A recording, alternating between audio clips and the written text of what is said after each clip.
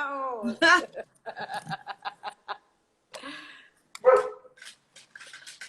¡Qué emoción este live! ¡Qué maravilla!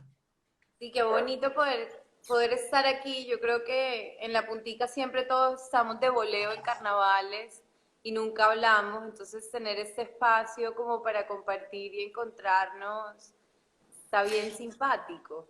Hablar, a ver, yo pienso que hablar no es lo más importante. Yo me la paso el año hablando y descanso mucho en carnavales porque no tengo que estar hablando, pero también una cosa bella que se ha abierto en estos espacios es que estamos conociendo realmente a la gente de la comparsa, qué hacen, qué quieren, en qué trabajan. Hay una cantidad de talento en esta comparsa y hay una cantidad de cosas que yo creo que suceden a lo largo del año y que nacen en la comparsa, de las que de verdad no alcanzamos a hablar porque uno llega a carnaval, exacto, al boleo y a correr, el disfraz salió, llegué, se acabó el carnaval.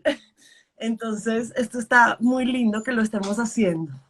Sí, a mí me ha parecido muy bonito también porque pienso que la puntica como colectivo es el colectivo de un montón de creadores de distintas cosas, desde distintas áreas, materiales, pero en fin, como que nos une mucho la creación y esos espacios lo deja uno conocer en qué está cada cual, ¿no?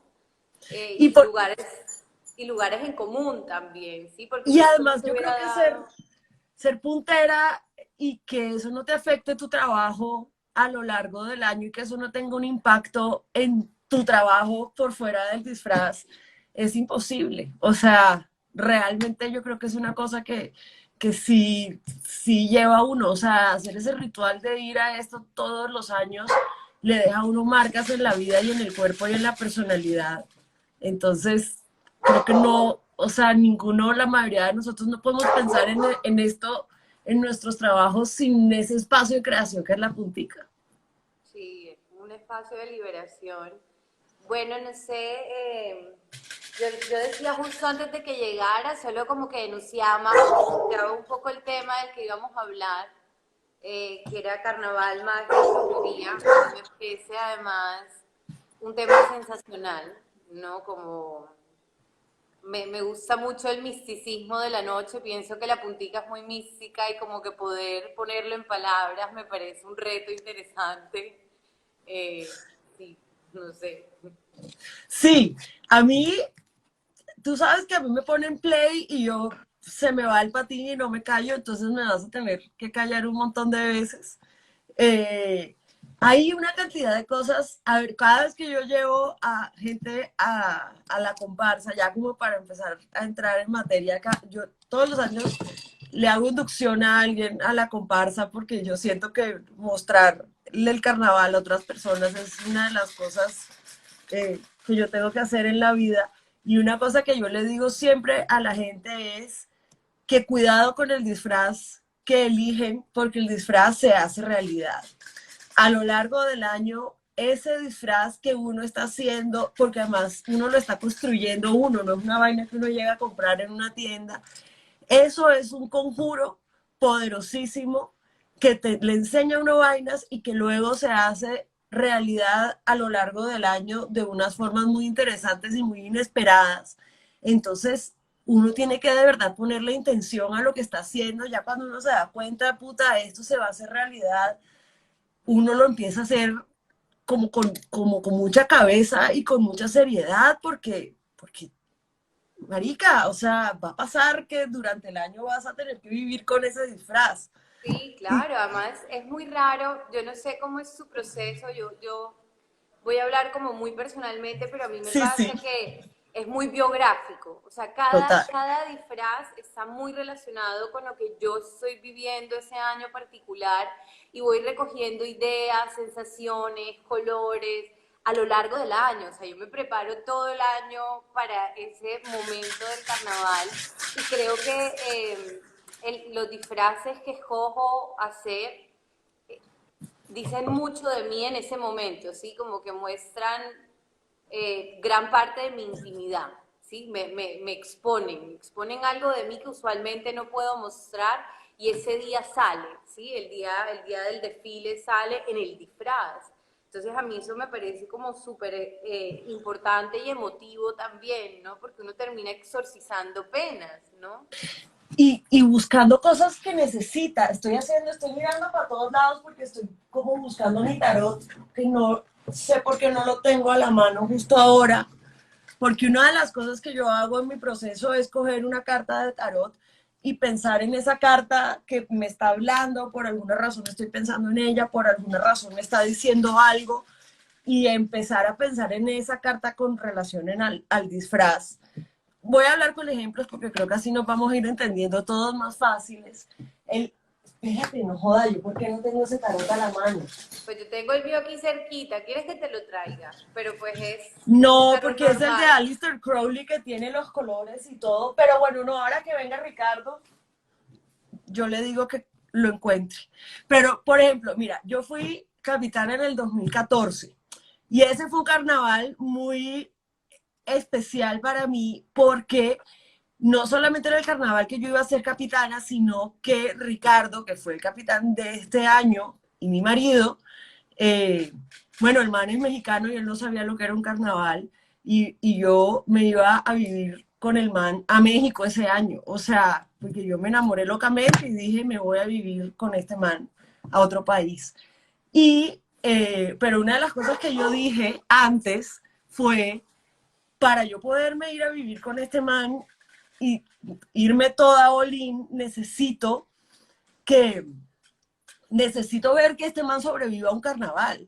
O sea, porque si no, ¿cómo voy a meter a este tipo en mi vida? Además, los mexicanos no saben bailar, en general no saben bailar. Ricardo sabe bailar, pero les digo que eso es cosa excepcional. Acá bailan es pop.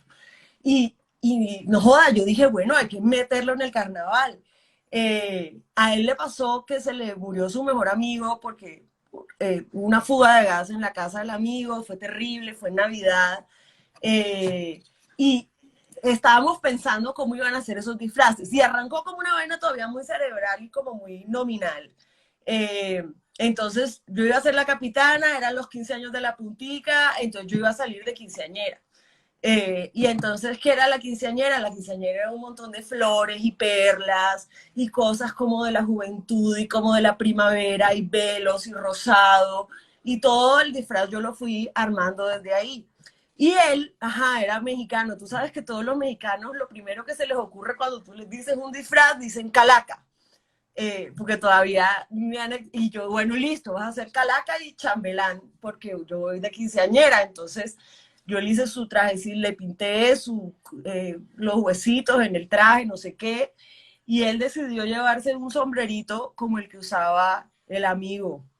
Les prometo que los mexicanos no saben bailar, no les digo que acá ni la Empezaron, cumbia mexicana no tiene ni tambores. tú no O sabes sea, cuántos mensajes te han mandado recriminando eso. Como que Catalina sí bailan.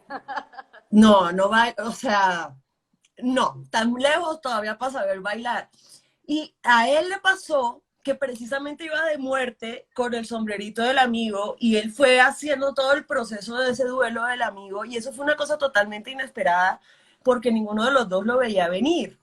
Y yo, de repente, en medio del desfile, de repente yo empiezo a pensar en este personaje de la mitología griega que es Perséfone, que es la diosa de la primavera. Y un poco así me veía yo, y a Perséfone, que es la diosa de la primavera, a Hades, que es el dios del infierno y de la muerte, la rapta y se la lleva. Y justo era el último carnaval que yo iba a pasar viviendo en Barranquilla. Ese carnaval fue a finales de febrero, yo me iba el 10 de marzo para México, o sea, ya. Y él iba disfrazado de muerte como Hades. Entonces, de una forma inesperada, nos veíamos como ese rapto de Hades y Perséfone, que era literal lo que estaba pasando. Yo me acuerdo además que dije, si bailamos, ay, para hablar. Él sí baila, pero en general los mexicanos no, les tengo que decir. Pero fue una cosa les cuento, yo metí en esa vez en la comparsa, salieron un montón de amigos míos y un montón de exnovios también para que le echaran el ojo y miraran el man qué tal. Todos lo interrogaron borracho. Mi mamá lo cogió en la vía 40 y lo interrogó borracho. Al final mi mamá el veredicto que me dio fue: te aguanta el paso de la fiesta. Y no hizo mala cara ningún día. Que es una cosa muy importante, no lo subestimen, porque cuando uno tiene un man que no se va de fiesta con uno, primero que huesera y segundo se expone uno a un montón de vainas de la noche que no tendría por qué uno exponerse si puede estar con alguien. Y eso era muy importante para mi mamá y esa fue la prueba de fuego de Ricardo para ver si yo me iba a vivir con él. Y luego han pasado muchas cosas. Me acuerdo que una vez que yo salí de Virgen de Guadalupe me hizo un tocado gigantesco, encontramos unas palmas, las pintamos de dorado, se las pusimos al tocado. Bueno, esa vez, marica, duramos para salir como horas y horas, vinimos a salir como a las 3 de la tarde. Fue duro ese carnaval. Y a mitad del desfile yo me tuve que quitar ese tocado y me acuerdo que mi mamá va a estar en todas estas historias porque mi mamá es un personaje clásico ya también de esta comparsa.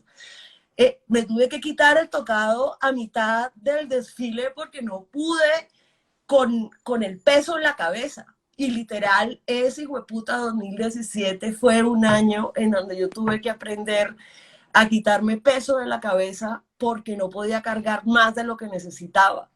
Y entonces al año siguiente, que fue 2018, yo dije, necesito algo ligero, algo de aire, algo que sea suavecito, ligero, no llevar nada en la cabeza y que me ayude a volar, que fue cuando yo hice un disfraz de mariposa que se veía como un hada y que era totalmente etéreo. Y Ese yo es el llegué que a ese sale en la carnaval, propaganda que nos hicieron. ajá, el que sale en la Claro. foto. Y yo llegué a ese carnaval sintiéndome muy frágil y porque ese 2017 fue muy duro. Y yo llegué sintiéndome muy, muy frágil y muy débil a ese carnaval. Y yo lo que quería hacer con ese conjuro del disfraz era coger los materiales más suaves, más vulnerables, más etéreos, más delgados. Entonces era un velito color piel transparente que ni se notaba, iba topless, porque yo dije, necesito encontrar fuerza desde esta vulnerabilidad. Y era todo con papel celofán pegado, que también es un material que parece alas de insecto. Y fue una cosa muy bonita porque fue hacer como fuerza desde la vulnerabilidad de todos esos materiales. Y sí, o sea, desde entonces yo me tomo muy Sí. en serio de A que me mí me estoy pasó, disfrazando. digamos, yo tuve una primiparada, primiparada. O sea, mi Ajá, primera puntica, que además creo que fue la quinceañera, yo me inventé un concepto, como me va bien con las palabras, me inventé un concepto espectacular de disfraz. Yo era como una hada magnífica, no, era una cosa maravillosa conceptualmente. Pero yo compré unas celas y se lo dejé a una vieja para que me lo hiciera y yo un día antes de la puntica, a las 9 de la noche, parecía una butifarra mal envuelta. Una cosa horrible, los tocados, Mónica, todo ese drama de que la horrible. costurera le entregue a uno el disfraz el día anterior, a mí este año me lo entregó el sábado por la mañana. Yo Claro, entonces te estaba voy a diciendo, contar, eso me da el disfraz ese a las 9 de la noche el día antes y yo le dije, no puedo salir así, hazme un vestido de baño blanco y le pegamos pepas y yo salgo así.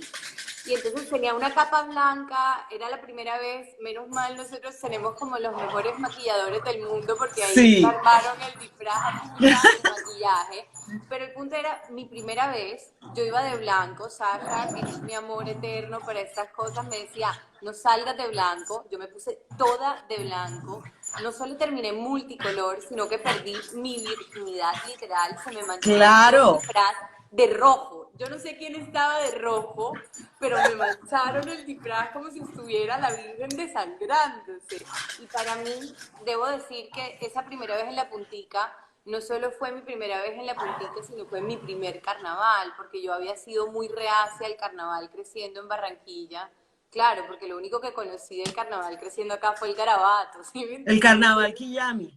Claro, A todas exacto. las barranquilleras raras, que en algún momento nos peleamos con la ciudad, nos pasa que en un punto odiamos el carnaval porque solo conocemos ese carnaval que ya mide salir en el garabato y de la fiesta del club ahí farta y de repente uno vuelve y dice, wow, esta ciudad tiene algo que darme. Y eso Claro, y para mí está concentrado en la comparsa. para mí toda esa noche el tema de la sangre fue súper importante porque yo realmente sentí que me estaba iniciando en algo, ¿sí? Entonces fue tanto así que lo registro, o sea, registro el lugar de la mancha en el disfraz y todo.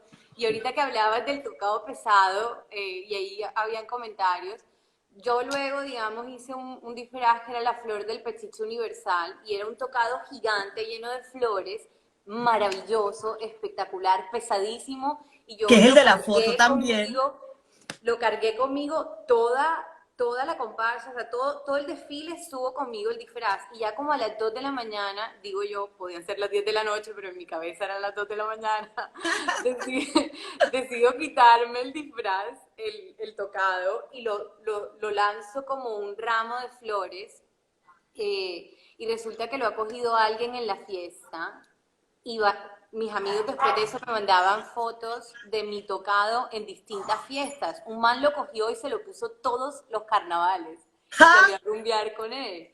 Y bueno, digamos como para no desviarnos, el primer año mío fue ese como de perder la virginidad, pero por ejemplo ese de la flor fue un momento muy bonito porque yo venía pasando como por muchos problemas, eh, muchísimos, y necesitaba como empezar a tratarme como con una cierta sutilidad, suavidad, benevolencia, de sentirme además yo bonita, ¿me entiendes? Como de crecer, y las flores para mí eran muy simbólicas, súper coloridas, de bueno, aquí estás, y tú además el peso, para mí el Y peso fue claro, distinto. espacio.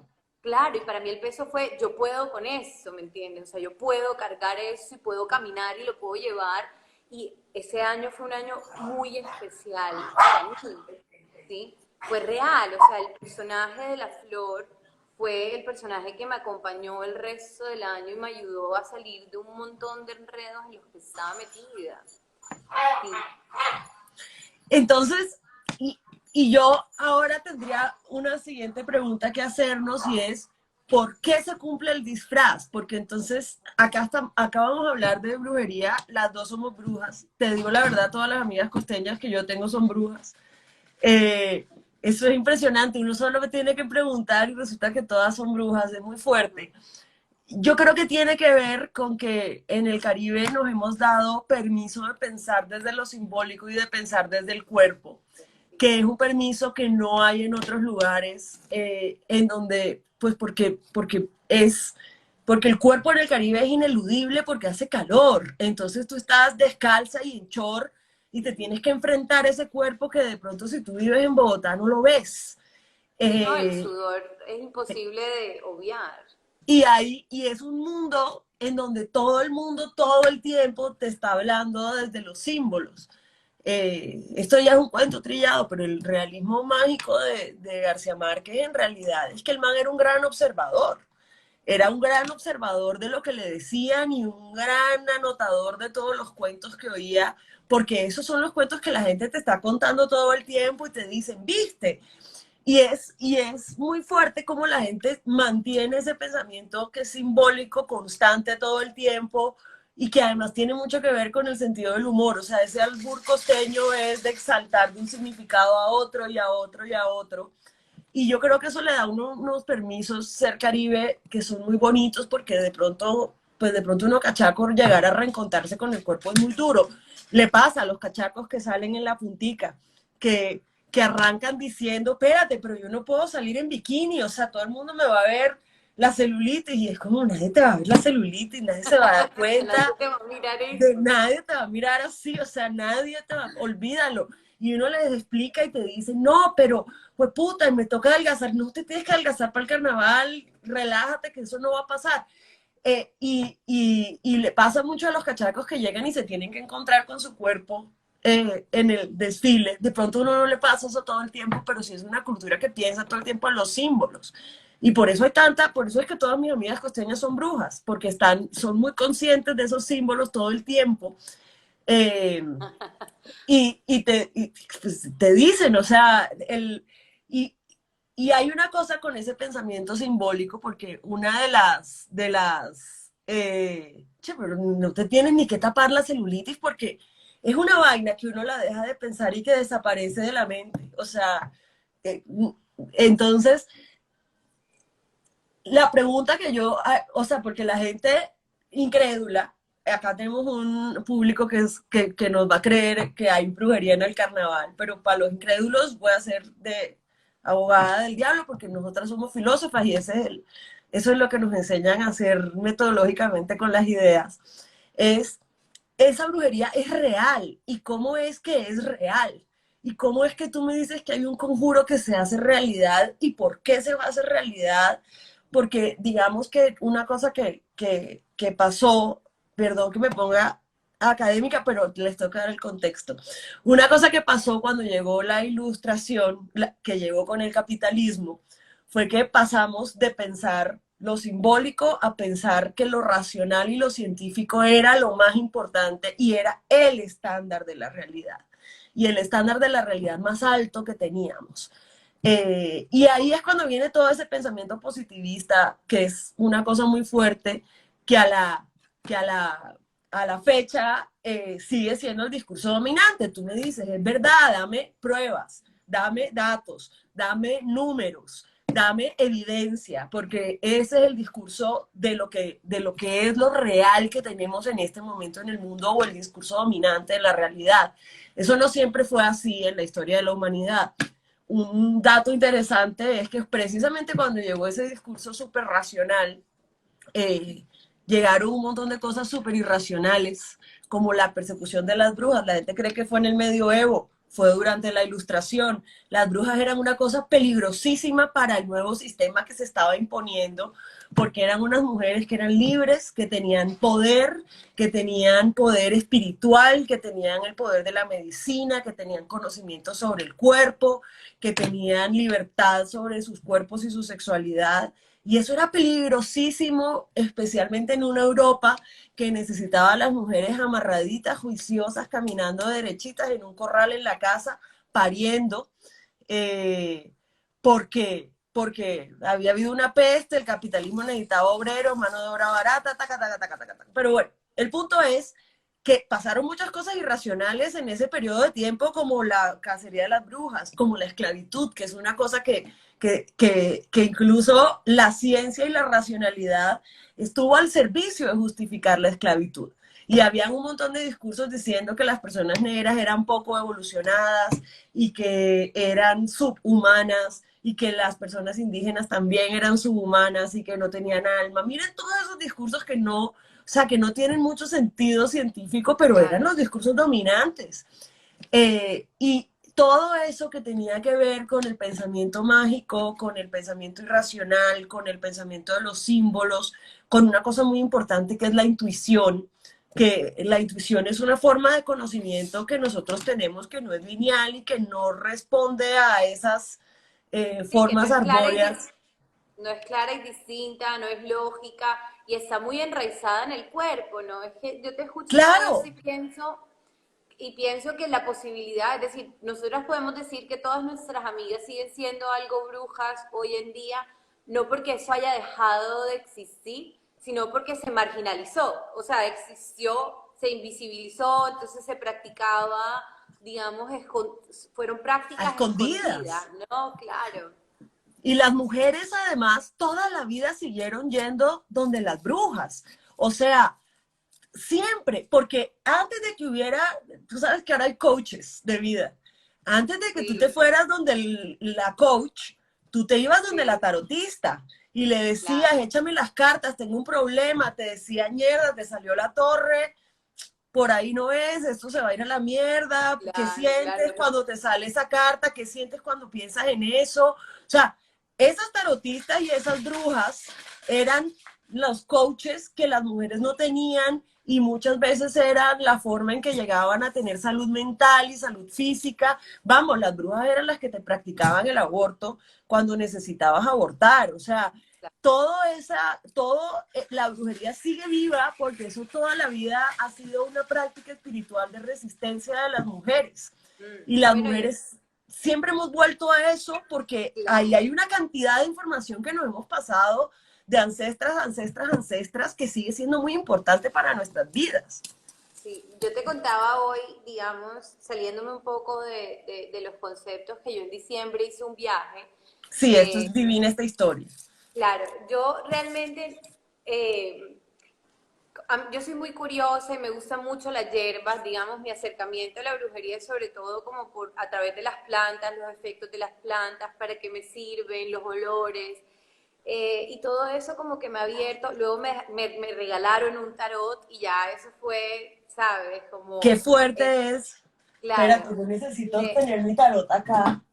Mi amor, ve. bueno, entonces me regalan ese tarot y me sigo como iniciando sola y acompañada en todo este viaje, y yo decido hacer un viaje al sur del país, al sur del Huila, y mi primera parada es un pueblito que queda en el cruce entre el río Magdalena y otro río que se llama La Jagua. Y resulta que La Jagua es un pueblo muy famoso porque durante la Nueva Granada llegaron un montón de gitanas y hechiceras, ¿sí? Y entonces se practicaba mucho, había muchas curanderas, leían el tarot, el tabaco, y estaba lleno de brujas el pueblo, y además de Cofrecito eso del es un tarot lugar que de está en pagamento está. ¿Me indígena. pueden ayudar a Entonces, encontrarlo? El cofrecito del tarot. Oiga. digamos que es un pueblo muy mágico. Eh, ya después de la Nueva Granada se sigue practicando brujería y matan a dos mujeres muy famosas, una de ellas la bruja Micaela, y las queman en la mitad de la plaza pública, y ahí tienen un monumento para esas mujeres. Y es muy curioso porque tú llegas a ese pueblito que tiene algo de nosotros. El sur del Huila tiene mucho del realismo mágico macondiano ese que describe Gabriel García Márquez, pero todo ese pueblito está decorado con brujitas de madera. La Jagua se llama, con J. Está decorado con brujitas de madera, y todo el mundo sabe que hay brujas. Con el tiempo como que se empezó es un pueblo, se volvió un pueblo muy católico. Entonces, claro, la brujería volvió a ser escondida, entonces se fueron disminuyendo el número de brujas. Hoy en día solo hay una señora, que fue a la que yo fui a buscar. Además que quiero que sepan que solo la fui a buscar para preguntarle si yo era tan bruja como ella. O sea, yo necesitaba que ella me mirara a los ojos y me dijera, claro, tú también eres Dani, bruja. lo que se ve no se pregunta. No me importa, pero yo quería estar ahí con ella, y me pareció encantador la situación porque no solo fue la conversación con ella, sino que llegué y habían 7 personas esperando a ser atendidas. Entre esas eran hombres y mujeres, pero me llamó mucho la atención porque tiene la función de esta bruja era esa que tú decías ahorita. Es la consejera, la que te guía, y las pócimas, cuando tú ves que tienen las pócimas, pues son hierbas. Entonces hay también un saber botánico que se puede justificar si queremos no ser irracionales en la ciencia.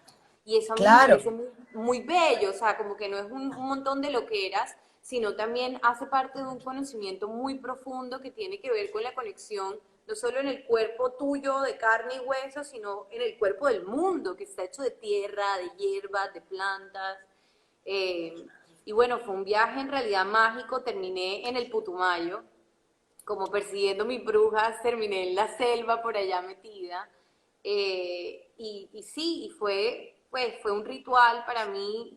Yo te contaba hoy, lo cargué de significados, ¿sí? Ese perderse también en la selva, en lo fangoso. Yo decía que tenía el corazón fangoso y que por eso no iba a ir a la selva, y terminé en la selva por allá metida, gracias a la bruja. Pues hay una cosa, acá nos están preguntando cómo sabemos nosotras que somos brujas. Bueno, yo creo que eso es una cosa que tiene que ver con que uno esté dispuesta a pensar con otra parte del cerebro y a dejarse llevar por unas intuiciones y por un lenguaje que es de símbolos.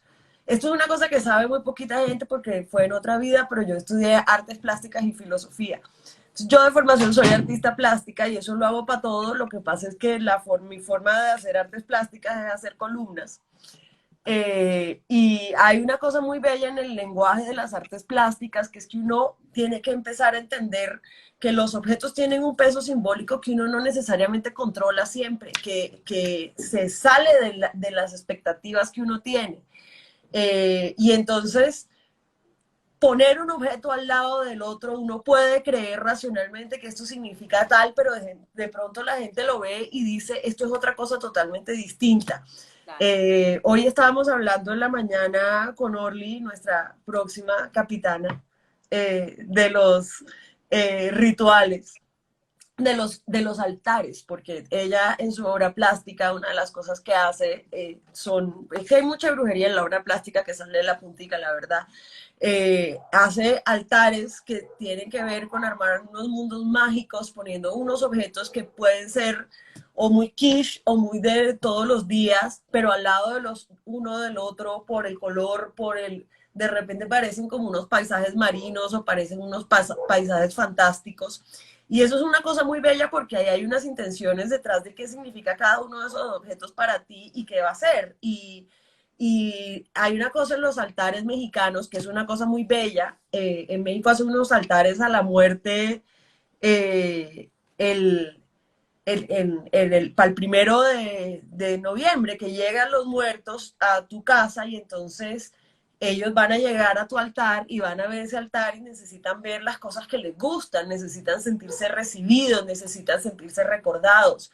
Y es un proceso de vivir la muerte de una forma muy bella porque no es negarla, no es vivirla desde el dolor, sino vivirla desde el recuerdo y decir que le gustaba a mi papá, le gustaba un mezcal, le voy a poner un mezcal. Que le gustaba a esta amiga que ya no está aquí, le voy a poner esto y le voy a poner su foto para que cuando llegue a medianoche vea que la estamos recordando y que la estamos viviendo. Y es una forma de procesar el duelo que es muy bella y todo el proceso es poético de sentarse, armar ese altar. Es una cosa que también es muy terapéutica porque te obliga a pensar este objeto qué es, qué significa para mí, por qué lo voy a poner aquí. Y Oye, en el Nata, momento que tú lo pones en ese espacio, tú estás haciendo un espacio que es mágico, que eso está en todas las religiones. Todas las religiones te abren un espacio mágico, la que todos conocemos que es la católica, dice, ok, esto es una iglesia, esta iglesia es sagrada. Y de aquí para acá, lo que tú hagas es especial y significa otra cosa. Y los altares hacen eso, abren unos portales a unos espacios distintos que significan otra cosa. Acá hay alguien que dice que tuvo un mal trip y se paniqueó. De esos malos trips hay que aprender cosas. Ahí hay cosas que te quería decir. eh, ese trip de pronto que había que yo escuchar. quería hacerte una pregunta a propósito, porque como nos preguntaban que uno cómo sabe si es brujo o no, de pronto tú sabes más. Yo te hablaba hoy de una novela de Marie Condé, que es esa señora de Guadalupe, tremenda escritora, súper recomendada, que tiene ese libro sobre los juicios de Salem, claro, escrito desde la ficción, pero tiene mucho contenido histórico. Y Tituba es una nena que es como curandera, que la cría una mamá, una señora que la adopta y la cría a la orilla del río y le enseña a hacer menjunjes, y es una mujer que nace como libre y salvaje y muy empoderada de sí misma, pero viven marginadas, ¿sí? No viven dentro de la sociedad. Y entonces ella nunca había escuchado la expresión de bruja hasta que se topa, digamos, con los personajes civilizados y llega obviamente Claro. un machón de esos, tú sabes, que la ve así toda loquilla y salvaje, y la vieja, el man coge y le dice a la vieja, como, tú lo que eres es una bruja, y lo dice como en forma de insultarla peyorativamente. Y entonces mi pregunta para ti, que de pronto sabes más del tema, es ese nombre, ¿qué onda? O sea, ¿en qué momento a las curanderas o no sé, antes eran pitonizas, tú sabes, en qué momento se convierten en brujas? te lo puedo contestar históricamente y te lo puedo contestar desde el otro lado, porque me encanta la historia que acabas de decir porque usaste la palabra salvaje, porque para mí ser bruja tiene mucho que ver con tener un compromiso con mi libertad y mi rebeldía en un mundo que particularmente a las mujeres nos quiere domésticas y calladitas y amarradas de manos. Y eso es una cosa que es muy fuerte y eso ya hace, eso ya rompe un espacio ahí. Acá están hablando de la brujería Wicca, pero yo, por ejemplo, soy santera, yo soy hija de Leguá, que lo tengo aquí, miren, que me parece a mí una cosa muy importante porque la santería es una religión sincrética que nace en el Caribe a partir de ideas y de mitos y de tradiciones africanas que llegaron al Caribe y se revolvieron con un montón de cosas y que también fue una práctica de resistencia frente a los españoles que sigue siendo viva hasta ahora. La santería tiene una cosa muy bella y es que en la santería no hay pecados ni culpa.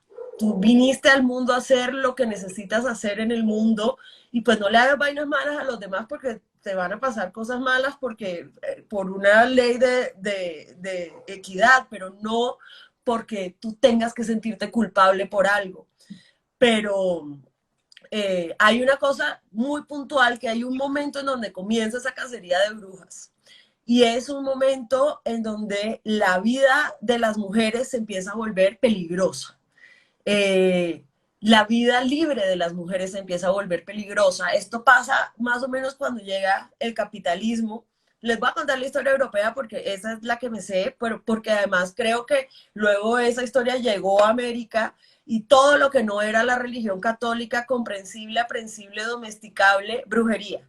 Las crónicas de India son una cosa maravillosa porque hablan de las personas indígenas como dicen que eran cíclopes y gigantes y los españoles tenían una gran imaginación, pero que eran todos son discursos sobre lo que es el otro, lo que es ese otro que yo no puedo entender y que me intimida y que me da miedo y que además siento que no lo puedo controlar y que si se me sale de control yo voy a entrar en peligro. Y eso fueron las mujeres cuando empezaron a asumirse brujas. O sea, muchas eran, por ejemplo, campesinas que estaban en contra de la privatización de la tierra en Inglaterra, que fue una cosa que llegó con el capitalismo. Antes eran, pues, viejas que vivían ahí, cultivaban su tierra, le daban al lord pero de repente les dijeron, se acabó, te vamos a cobrar arriendo. Y estas viejas empezaron a hacer protestas y a meterse a las fincas que empezaron a acercar y a robarse la fruta. Yo no sé si se acuerdan de esta historia de Rapunzel. La historia de Rapunzel comienza porque está esta bruja y hay una mujer embarazada que le dice al marido que ella tiene antojo de esa fruta, de ese palo, y que el tipo se va y roba esa fruta y por eso es que le tiene que dar la Rapunzel después. O sea, hay toda una cosa de resistencia a la propiedad privada, hay una cosa de resistencia al control de natalidad que fue muy fuerte porque antes en los partos había era mujeres. Y si tú querías abortar, tú ibas donde la curandera o la bruja del pueblo y le decías, marica, pues puta, no quiero tener este embarazo, y te daban tu pócima, que eran bien peligrosas, pero digo, eran una opción. O incluso había infanticidios en los partos porque decían, llegó la peste, marica, ¿y qué vamos a hacer con este bebé que se va a morir de hambre? Y esas eran prácticas usadas, pero después de que llegara la peste, necesitaban trabajadores y mano de obra barata porque no tenían campesinos ni gente que trabajara en el campo. Y una de las cosas que hubo fue un control muy grande de la natalidad y una promoción de la natalidad, mejor dicho, nos pusieron a parir, además obligadas. Y entonces sacaron a las mujeres del parto y metieron a los hombres médicos al parto y medicalizaron toda la cosa, y eso ha dado un montón de violencia obstétrica hasta la fecha. Pero, por ejemplo, antes el aborto era una cosa menor y de repente en la ilustración, mira, hay una historia en Nuremberg empalaron a unas mujeres disque por abortar. O sea, las empalaron. Se volvió la cosa más horrible que podías hacer. Y eran esas brujas las que mantenían esa resistencia y les daban autonomía reproductiva a las mujeres.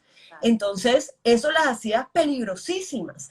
Eran esas brujas las que eran guías espirituales y le estaban haciendo el pique a los curas que llegaban a los pueblos a decir, ahora me tienes que además contar todo en la confesión y yo te voy a decir que todo está mal y te voy a juzgar.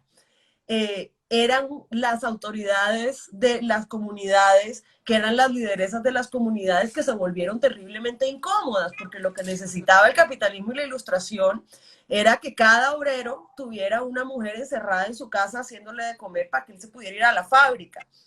Y toda esa cacería de brujas en realidad era una forma de mandarnos un mensaje a las mujeres y decirnos, si te sales del corral y te sales de estas reglas, esto es lo que te va a pasar. Y lo que te va a pasar no es ni más ni menos que tortura en la plaza pública. Sí, Te vamos a quemar.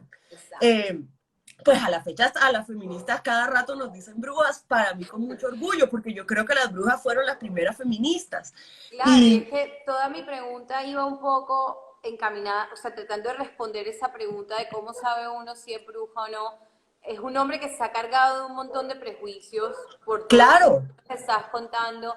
Entonces yo, digamos, aquí como de atrevida inventando respuestas que no sé, pienso que uno sabe que es bruja o no cuando te interesa, cuando quieres cuando te aprendes a escuchar. Es decir, yo el otro día estaba hablando de la metáfora del corazón en una filósofa española que es María Zambrano, para hablar de la razón divina, la amo. poética.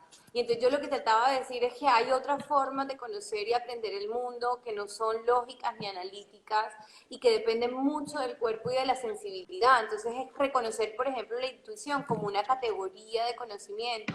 Y yo creo que ese aprender a escuchar esa voz que no habla con lenguaje que está dentro de uno, que te dice, o sea, como las palpitaciones del corazón, ¿sabes? Como hay cosas en tu cuerpo, hay sensaciones que a ti te avisan, que te dicen por dónde coger. Y yo creo que uno decir esa expresión de somos brujas es un interés también por acercarse a ese tipo de conocimiento que se dice de otra forma. No, por ejemplo, a mí, eso que dices, a mí el tarot me ha dado muchísimas cosas. Y de hecho me pasa algo muy raro, Cata, y es porque cada vez que me tiro yo, cada una pregunta, me sale el diablo, que a mí me parece una mujer súper fálica, pero me acompaña, o sea, como si la llevara todo el tiempo aquí recordándome muchas cosas, ¿sabes? De ser. Entonces pienso que una manera de saberse bruja es esa, o sea, es reconociéndose en lo que uno es. Y además, ahora que tú estabas diciendo ese conocimiento racional, mira, hay una satanización que viene, bueno, desde Platón y luego lo cogen los neoplatónicos y eso se va volviendo a la religión católica, en donde hay una gran satanización del cuerpo y hay un gran miedo al cuerpo. Entonces se inventan una vaina que es etérea, que es la mente, y el espíritu, que son unas cosas más puras porque no son mundanas. Mira que la palabra mundano significa sucio, y estas cosas, como no tienen relación con el cuerpo, son menos que animales, ángeles. Y eso es lo que realmente vale en esa religión católica. Y hay un desdén y un desprecio del cuerpo que además es una cosa machista, masculina y eurocéntrica. Porque eso no, eso es específicamente un pensamiento de ahí que luego se volvió el pensamiento dominante en el mundo. Y uno todavía ve ese desdén del cuerpo, por ejemplo, ese desdén a la vanidad y a la imagen. Entonces, si te importa tu imagen y te importa tu cuerpo, entonces mala. No, o sea, que mi mente no existe por fuera de mi cuerpo. Mi mente es mi cuerpo. Es que yo no puedo coger, no hay nada, si mi cuerpo se muere, mi mente se acabó.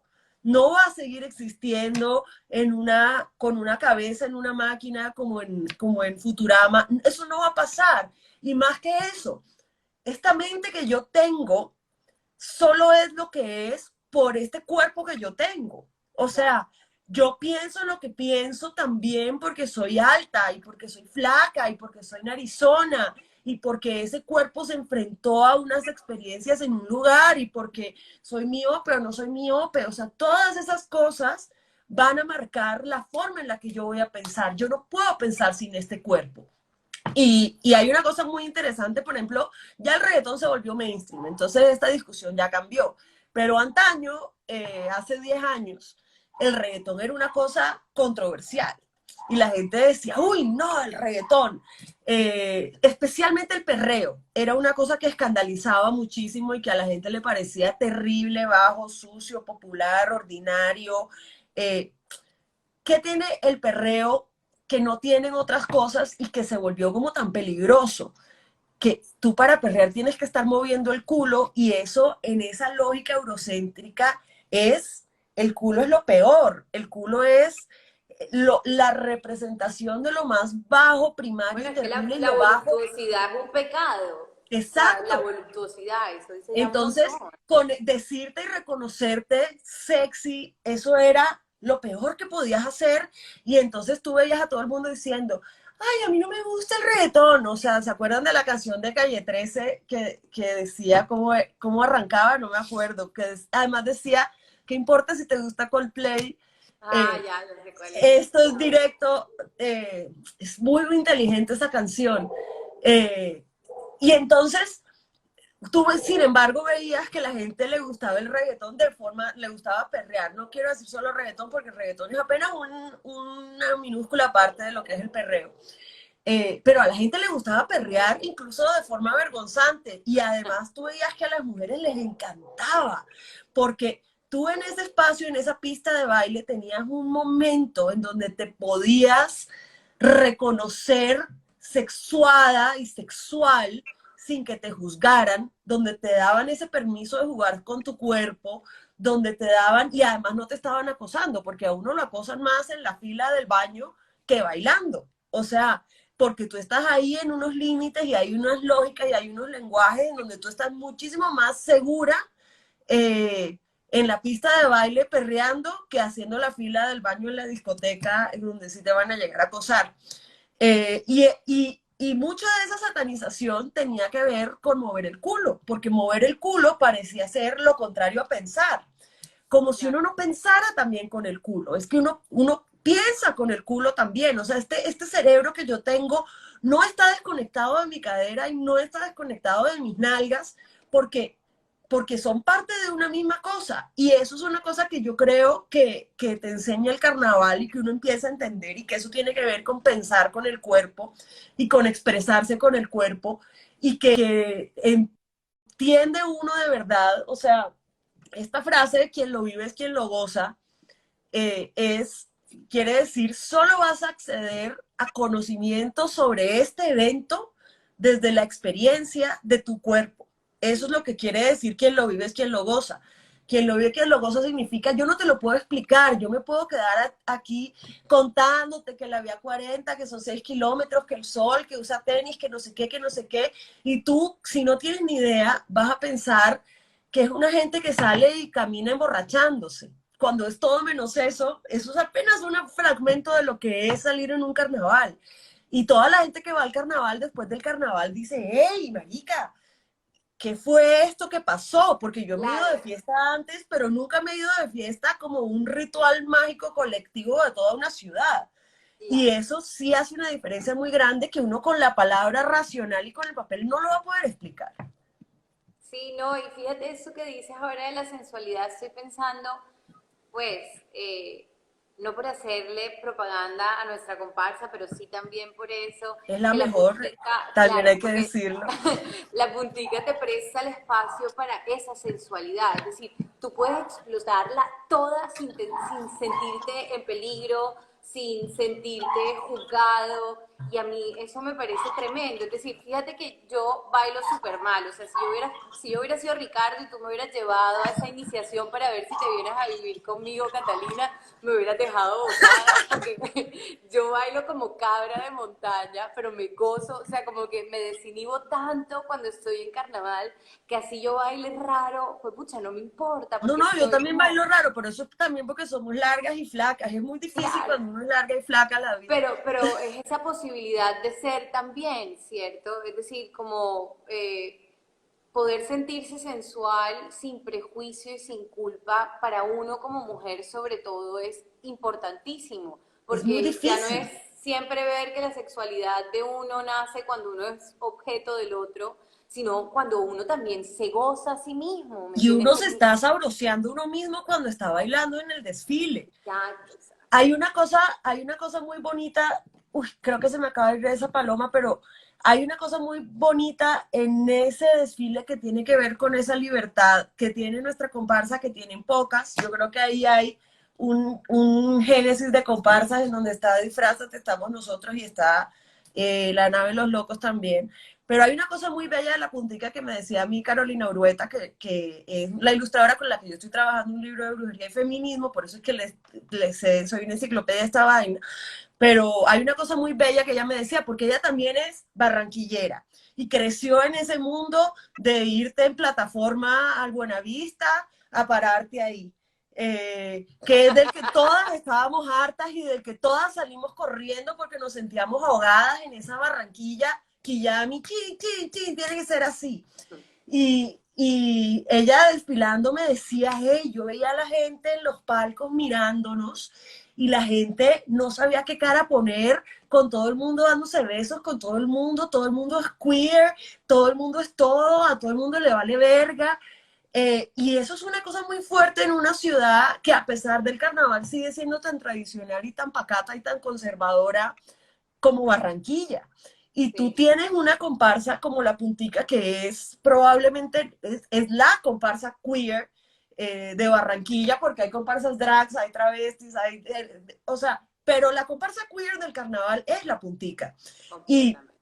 tú ves a esa ciudad cuando nos mira, que no saben qué pensar, ni saben con qué comerse esa vaina, y luego se mueren de las ganas por ir a esa fiesta, en donde van a poder ser libres como un día, por un día. Y es una cosa muy fuerte de resistencia en una ciudad que apenas se acaba el carnaval, vuelve, cierra, los hombres tienen que ser Claro. hombres, las mujeres, mujeres, así paradas metiendo la barriga. Y hay Yo, una cosa de resistencia para toda la ciudad que estamos haciendo ahí. Es claro, muy ¿no? fuerte. Y de hecho la puntica se vuelve un argumento. Tú ahorita contabas de que ese día salimos como a las 3 de la tarde. Yo realmente tengo muy mal registro cronológico el día de la batalla de Flores porque es un día muy largo, pero nos hacen esperar un montón porque hay una Claro, cosa de lo que porque son es un prácticas castigo. contemporáneas y tradicionales, y entonces el montón de locos para el final. Pero para mí eso que o sea, nosotros nos sostenemos juntos hasta el final y nos gozamos ese desfile de tal forma que es explosivo, y a mí eso me parece un statement, es un argumento como que nos pueden hacer salir a las 5 de la tarde, que tenemos los disfraces más espectaculares y vamos con toda, ¿me entiendes? Nos bailamos toda esa vía 40 hasta el final, así no haya nadie en los palcos. Y Y eso a mí me es, parece importantísimo. y uno acaba la batalla y uno de verdad siente que acabó una batalla porque uno estuvo tomándose las calles, el espacio público, ni más ni menos, en un ejercicio de resistencia que es muy bello y Sí, que yo creo que le va dejando muchísimo a la ciudad. O sea, yo que no vivo en Barranquilla, una de las cosas que a mí me dio la comparsa fue un lugar a donde volver cuando volvía, porque claro, yo tengo mis amigas del colegio, todavía somos amigas, somos personas muy distintas, muchas con valores muy distintos y a veces no vamos a tener nada en común, pero a mí la puntica me dio un lugar a donde regresar y unas fiestas a donde ir y unas ganas de volver a encontrarme con una ciudad que yo había dicho, esto no es para mí, me voy de aquí. Y reencontrarme con que yo era Caribe, porque yo no, porque entonces yo decía, mierda, si ser Caribe es ir en plataformas al Buenavista, hacerle caritas a un man y ir a hacerme visitos en el pelo, no puedo. Pero resulta que esto es ser Caribe, que tenía todo que ver con la magia, era otra cosa que a mí me dio un hogar otra vez en la ciudad. Y sí. antes de que se nos vaya a cortar la transmisión, Sí, ya yo dale, encontré mi yo te tarot, iba a me lo decir trajo mi marido. Yo les quiero mostrar. Estos son, saqué estas cartas porque son las que yo me he inspirado para los disfraces. Esta de la emperatriz fue cuando me disfracé de Virgen de Guadalupe, que me tenía ese tocado que me tuve que quitar de pecado. la cabeza. No estaba lista para ser una emperatriz ese año, entonces después dije, me bajo de ahí. Esta fue la de la quinceañera, que es la sota de copas, que es amor, romance, dejarse ir. Es que este tarot de Aleister Crowley tiene unos colores muy bonitos, por eso quería mostrárselos. Este fue cuando me disfracé de mariposa, que es la carta de la sacerdotisa, Ay, que divina era, esa carta. y era, era así el disfraz también. Este es el del año pasado, que yo quería ser una reina de bastos, porque la reina de bastos se va a lo más alto y se baja al centro y es una mujer muy poderosa y con mucho control de su vida. Eh, y a mí me pasa lo mismo que te pasa a ti con el tarot. A mí me pasa que yo me echo las cartas y digo, joda, no me gustó, las odio. Y luego se cumple de formas misteriosas, lo cual me ha tocado aprender una y otra vez. Pero creo que ese espacio que nos damos, y yo creo que hay muchos artistas plásticos y muchas artistas plásticas en la puntica precisamente por eso, porque hay de verdad un respeto al lenguaje de los símbolos y a cómo las metáforas son mágicas. Yo les iba a hacer un ejemplo que me parece importantísimo de cómo el lenguaje es mágico y cambia la realidad. Este tú ya te lo sabes, pero miren, les voy a dibujar un conejo. Les voy a dibujar un conejo. Aquí está un conejito. Ahora les voy a dibujar un pato.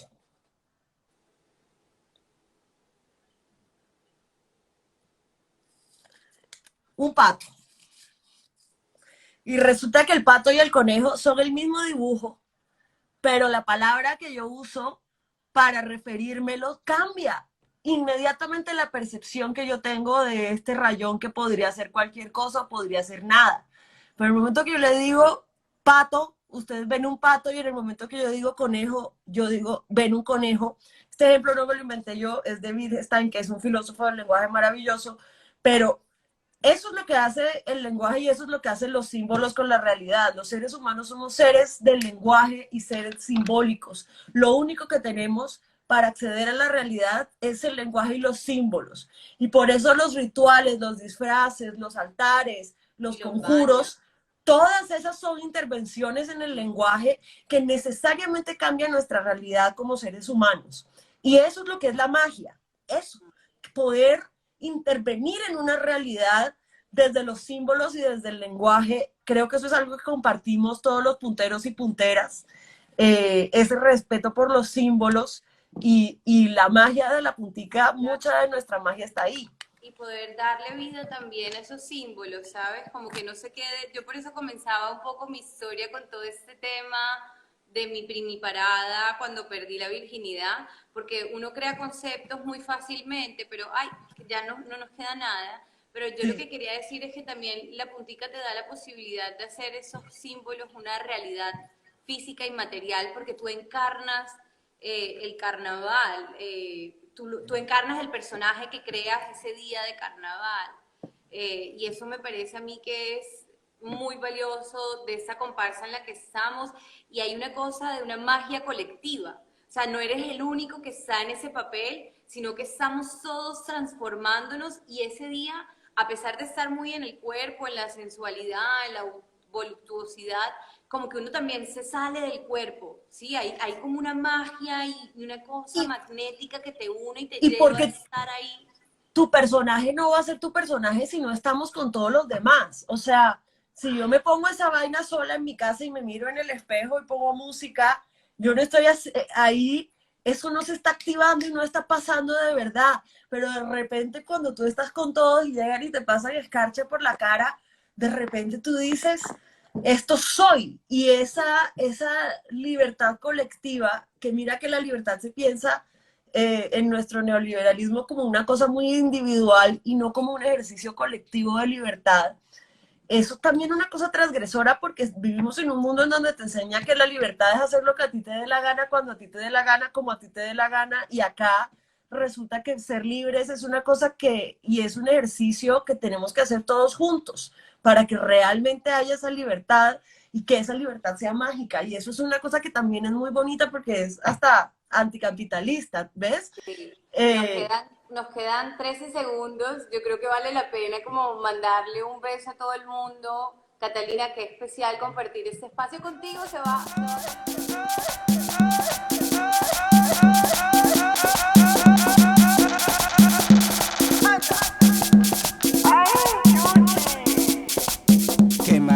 mañana te pago.